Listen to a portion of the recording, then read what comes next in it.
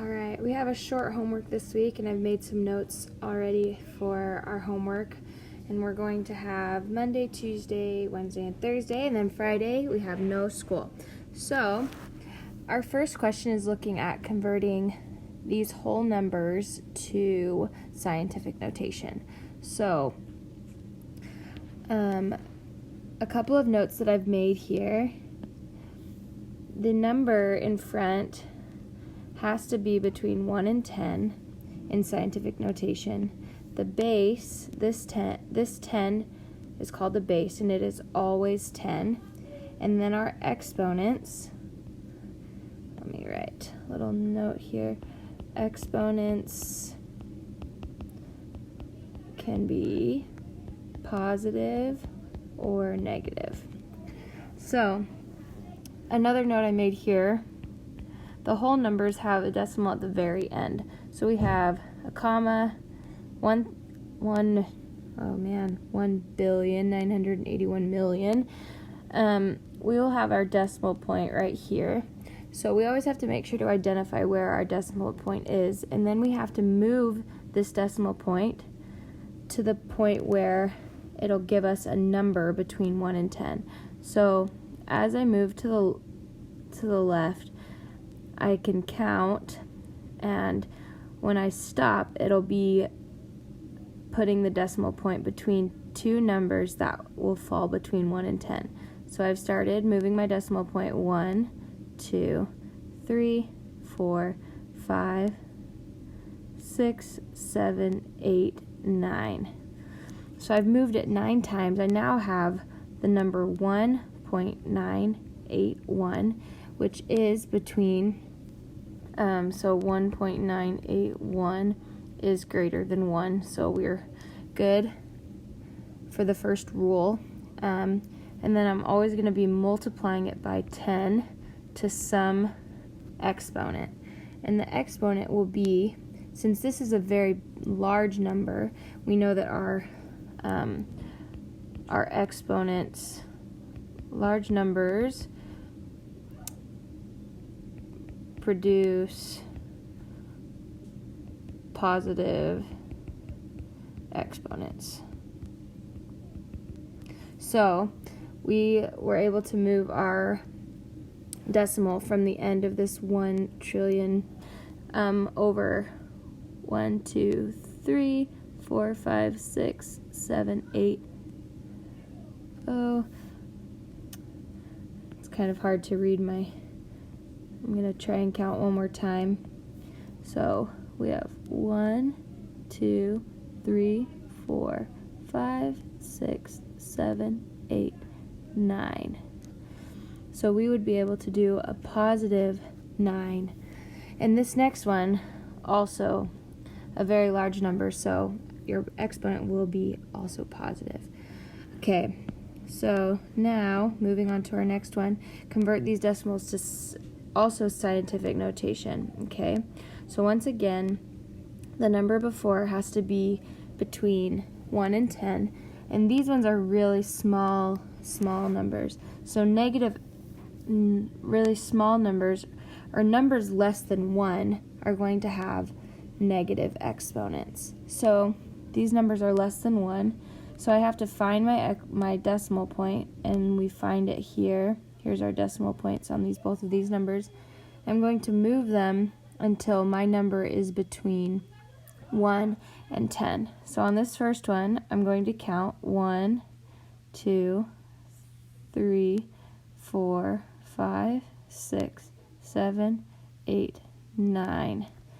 Okay, so now we have 1.994, and so we can check to make sure that 1.994 is greater than 1, so we're good.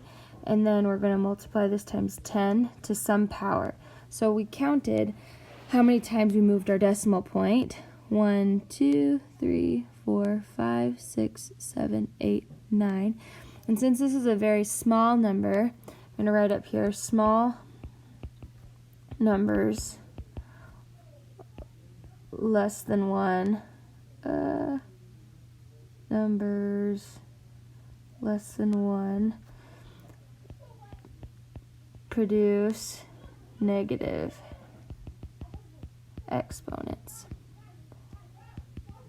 So we're going to have a negative 9 for our exponent here. Okay, and you'll be able to do the same thing with this one here. Okay, moving on, we're going to be placing these numbers in the correct subsets. And so we want to put each number into its most appropriate category, or where the number would start. So, for example, if I had the number, the square root of 121, I could find on the calculator that this equals 11. So, from that, I would know that not only can this square root of 121 would go here, because this also equals 11, I would know in my from what I've learned that the 11 could also go to each of these other categories, but I only need to write it in just one. So I would know that this starts in a natural category. Another just reminder is that not all square roots are irrational, and repeating pattern decimals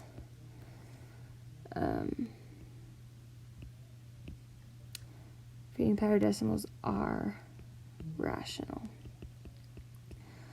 Alright, so I'm just going to maybe place one of these where I know it would go, and I'm going to start with that 10.4, and I can just write it in that category, and I won't, and you'll be able to place those with your prior knowledge in the most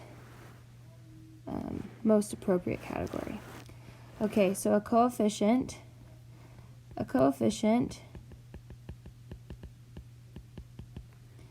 equals a number attached to a variable. So find that one. What is the formula for simple interest? So we learned two formulas in our class this week. So we had simple and compound. Simple interest has 4 different components to it, and I will start it by writing an I equals, and someone in my class said I party. There's a good clue for you. Okay, convert these numbers to standard notation. So above we were doing scientific notation, but these ones they already have, so we know this is standard notation or scientific notation because 4.3 is greater than 1, but it's also 4.3 is also less than 10, so we're good here. So we're going to take our exponent. So remember, positive exponents create very large numbers, so we have to identify our decimal point right here, and we're going to be able to move this 1, 2, 3, 4, 5, 6, 7, 8. Our new decimal point is here, and we're able to fill in these zeros like so. Okay, these are positive exponents, but these ones, and we're converting to with a negative exponents, and I'm going to go ahead and make a little note up here. Just remember these small and large exponents. So, standard notation, we have a negative,